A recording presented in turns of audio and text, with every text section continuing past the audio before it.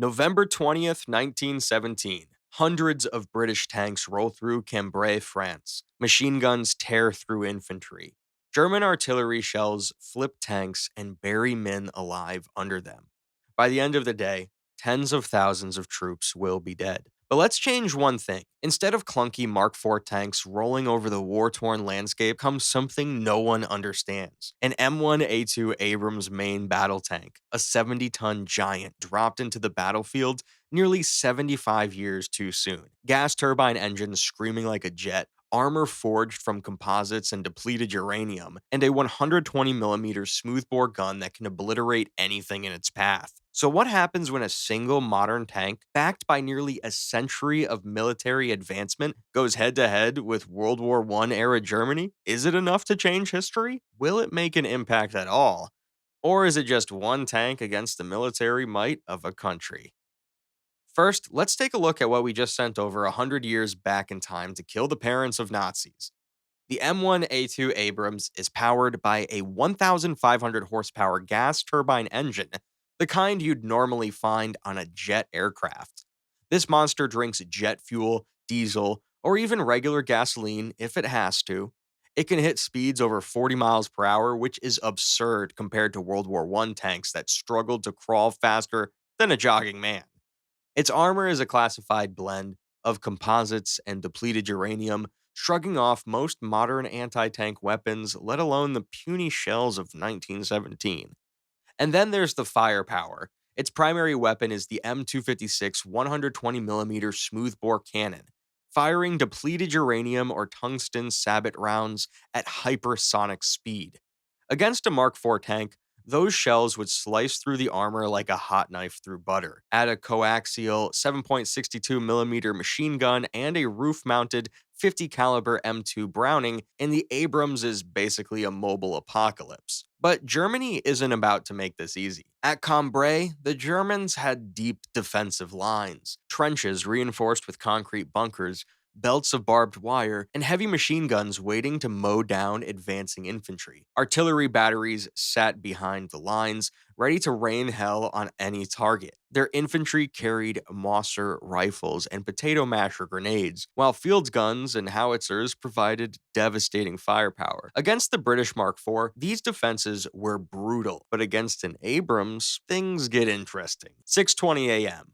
The first German machine gunners opened fire, stitching lines of bullets across the advancing British infantry. In the historical battle, entire platoons were wiped out in seconds. But today, a thunderous crack rips through the air. The Abrams fires its first high explosive shell. A concrete bunker disintegrates in an instant, wooden beams and stone blocks erupting into the sky. Machine gunners who once commanded no man's land are vaporized in a single strike. The tank switches targets. A German strongpoint hidden behind sandbags and barbed wire vanishes in a second blast. Troops nearby are thrown into the air by the shockwave. The ground shakes like an earthquake. Soldiers accustomed to the slow, clumsy bark of six-pounder guns have no frame of reference for the raw violence of a 120mm shell. 6:45 a.m.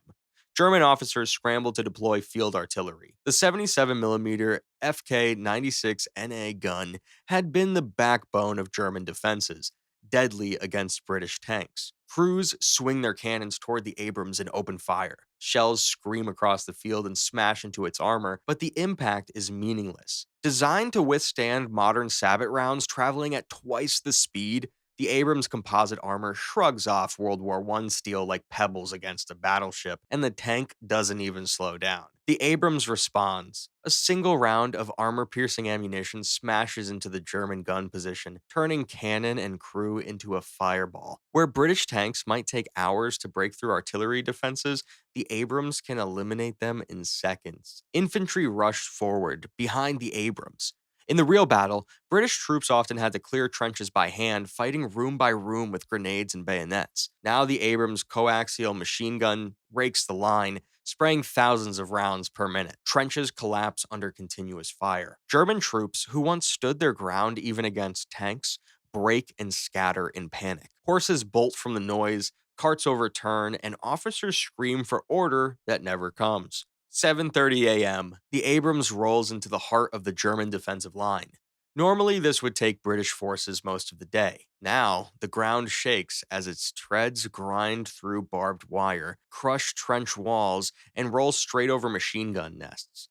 Soldiers trapped in dugouts find themselves buried alive as the tank passes overhead. 8 a.m. German reinforcements arrive. Squadrons of stormtroopers, the elite assault troops of the Kaiser's army, charged to plug the breakthrough. These men had been feared across Europe, trained in infiltration, equipped with flamethrowers and grenades. Against British tanks, they were often decisive, but against the Abrams, it's not that simple. Grenade shrapnel bounces off the armor as flamethrowers splash harmless fire across steel plating that won't buckle to anything less than 1500 degrees Celsius. And with every turret rotation, another stormtrooper squad disappears in a burst of machine gun fire. German commanders try their last resort: heavy artillery. Massive howitzers fire from miles behind the lines. Shells the size of bathtubs arc through the sky and smash into the ground around the Abrams. One detonates just a few feet away, tossing mud and metal high into the air. But the Abrams grinds forward through the smoke. Its suspension absorbs the impact and its armor holds firm. Where a Mark IV would have been ripped apart,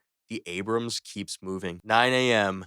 The British breakthrough at Cambrai has already surpassed anything achieved historically. Trenches that once cost thousands of lives to capture are gone in under 3 hours. German positions crumble under relentless shell fire. The Abrams uses its 50 caliber roof-mounted machine gun to mow down fleeing troops, scattering entire companies. But we do have a problem. The Abrams is an apex predator, but it's also a hungry one. Its gas turbine engine burns fuel at a rate unthinkable in 1917. 60 gallons an hour, and it only carries enough for about 250 miles under modern logistics. Here, there are no supply trucks, no JP-8 fuel, no mechanics trained to handle its engine. The British refuel their Mark IVs with gasoline refined from coal. That fuel, full of impurities, would destroy the Abrams turbines in literal minutes. The tank still fights, but the gauge runs low. Every shell fired, every yard crossed, every engine roar drains its reserves. Officers can already see the smoke thinning, the engines scream softening. The Abrams clears another bunker line, but the end is near. Fuel is almost gone, and ammunition is running low. The battlefield is littered with burning strong points and shattered artillery, and the German defense is collapsing. 11:30 a.m. The engine sputters, the treads slow, and the Abrams sits still, an immovable steel fortress in the mud of France. British troops swarm around it, awestruck. Mechanics pry at its armor, finding materials decades ahead of their time. They could refuel it, but not with jet fuel. They can't repair it, and most importantly, they can't reproduce the shells that just changed the face of battle. It might run again, but without ammunition, it would be reduced to armored ground transport. For a few hours at Cambrai, the Abrams was unstoppable. It dominated while on the battlefield, saved thousands of British lives, and terrified remaining German troops into retreat. It was a success, but it could not last. It won a battle, not a war. And while it tormented the Germans for a morning, its impact ended as soon as the engine died. At the end of the day, World War I would rage on at a scale the Abrams couldn't really make much of a difference in. Or what do you think would happen? And if you're curious what would happen if an F-22 Raptor fought in World War I, check out the video on the screen now. Thanks for watching.